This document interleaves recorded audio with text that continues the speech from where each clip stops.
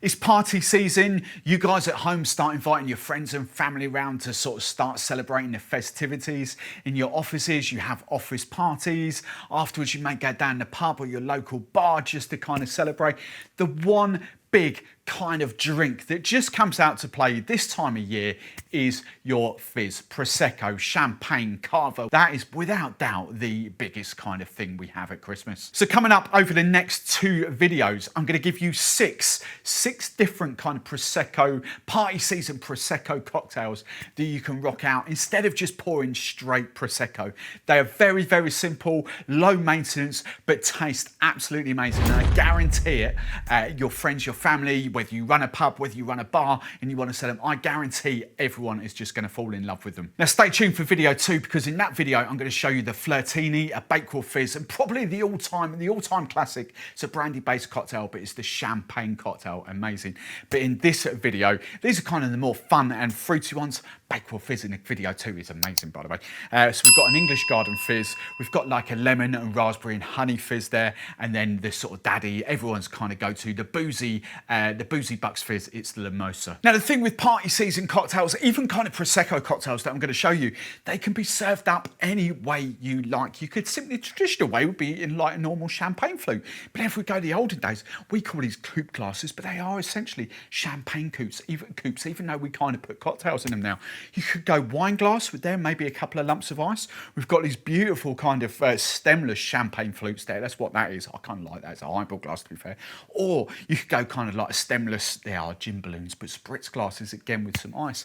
Now, if you want to go even bigger and even better and make a statement, these recipes will translate obviously into punch bowls as well, depending on how big your punch bowl is. This one, I would kind of say, I don't know how actually big that is, but I would kind of say times the recipes that I'm going to give you by maybe 6 to 8, maybe even 10, and they will kind of fit into a decent sized punch bowl like that. But the whole point of me showing you these is, even though throughout these two videos I'm going to show you different ways to serve them, these cocktails will fit in any glass, any punch bowl, and they will smash out any kind of party coming up this season. Now the first Prosecco cocktail I'm going to show you, this is an English Garden Fizz.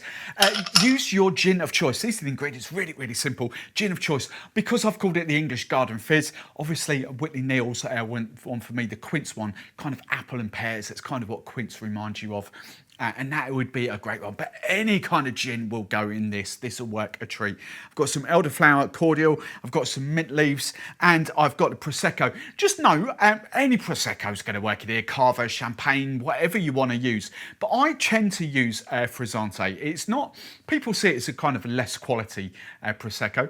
It is in a sense, but the thing is with Frizzante, it doesn't fizz up so much. It's got the taste, especially if you've got a decent Frizzante. You've got the taste without the fizz, and you've got screw tops as well, which I kind of like. So the first way I'm going to serve this up is into a wine glass. So, you know, whatever you want to say, as I said a minute ago, whatever way you want to serve these will be great. And you can make these as boozy or as not boozy as you want. So first ingredient, I'm going for my gin of choice, which is the quince, and I'm going to do a 25ml shot. And as I said, if you want to make it boozier, you make it boozier, add a double bubble. Now, the second ingredient I'm going for is the Elderflower Cordial. It's pretty much the standard Elderflower Cordial in the UK. It just works a treat. You could go Elderflower Gin, of course you can, but I'm just going to match up 25ml. It's worth noting though, if you do go 50ml, I wouldn't go 50ml of Elderflower. I keep this at 25ml personally, but it's up to you. 25ml. Then I'm going for some mint. I've got loads of mint here. I'm just going to pick off maybe half a dozen, 6 or so mint leaves. That'll be fine for this. Do what we kind of do with mojitos.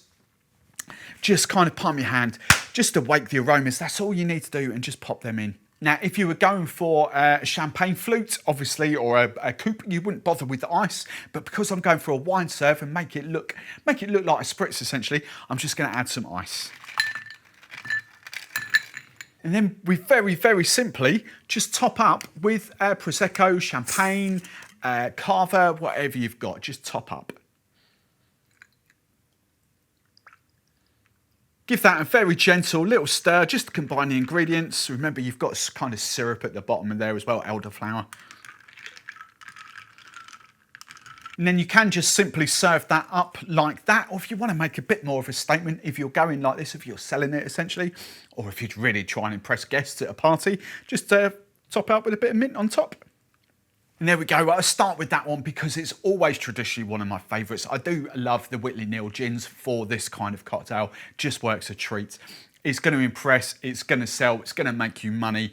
It tastes flipping good. Now the second Prosecco cocktail I'm going to show you is kind of this. It's kind of like a lemon and honey, like a fake limoncello, but with honey notes. A Prosecco with a hint of raspberry. It's that simple. So I've got honey syrup. I've got squeezed. I've already done some lemon juice there. I've just got some fresh raspberries and that Prosecco. Now I think for this one I am going for like the stemless coupe glass. I kind of like that as a highball glass, to be fair, but stemless champagne flute for this. Really simple. First ingredient, I'm going for my lemon juice, freshly squeezed lemon juice, and I'm gonna match the ratio. So I'm going 25 ml of lemon juice. I'm then going to do 25 ml of honey syrup. Remember, that's just 2 parts honey to 1 part boiling hot water, just to kind of make it looser. It just turns into a honey syrup. It is perfect for this. So I'm going to do 25 ml of honey syrup.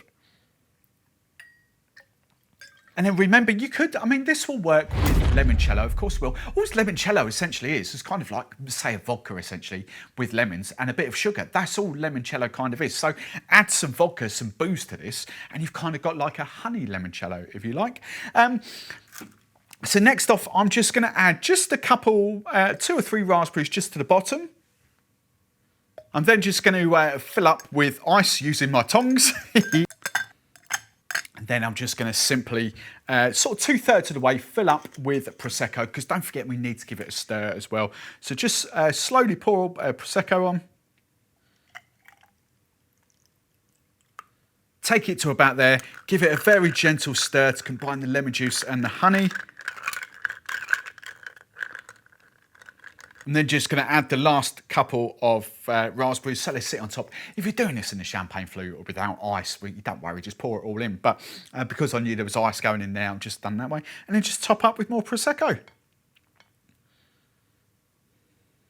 And then you can either leave it like that, or if I've got another piece here, but if you want to add a sprig of mint as well, just to kind of make it look even better, be my guest. But I know that tastes absolutely phenomenal. It's been like a standard for me for God knows how many years. Raspberry, lemon, honey and Prosecco. It's a banging kind of champagne Prosecco cocktail. Now for the third Prosecco cocktail, I'm going to show you the Boozy Bucks Fizz, essentially the Mimosa. The Mimosa, I think, is one of the most underrated champagne cocktails. It's just so easy to do. But it's a couple of vital ingredients that makes it. You want a decent orange liqueur. The better the orange liqueur, the better it's going to taste. Cointreau and Grand Marnier are your 2 go-tos that are better, more expensive brands, but these will be what you get in a lot of supermarkets, so go with that. But for me, it's the key is using freshly squeezed kind of orange juice. Now, bottled supermarket orange juice will be work. It will taste good, but I think the secret to a decent mimosa is just freshly squeezed orange juice, because there's nothing quite like that taste. Even freshly squeezed orange juice that goes into bottles has got a little bit of a different taste. So essentially just 3 ingredients. Now I am going to serve this up in the coupe. I love this coupe. It's really good, great coupe this. Very simple thing. Now it might be a good idea if you, because there's no ice essentially in this, you could serve it with a ball of ice. It might be a good idea to actually make up your orange liqueur and your orange juice ahead of time and keep that in the fridge. Keep it chilled so all the ingredients are chilled. This has just come off the shelf. Really sorry. Admin failure, but that would be my little tip for you. Kind of just make that up, equal amounts, just keep it in the fridge. So for this, we're going 25 ml of your orange liqueur. And I've just said equal amounts. Actually, what I kind of like doing, I think it actually works better if you kind of do a double the amount of orange juice to your orange liqueur. It's up to you, but I'm going to go 50 ml of freshly squeezed orange juice. And then we very simply just top up with champagne, Prosecco, Frizzante, Cava, whatever your weapon of choice is. Very gently just top up.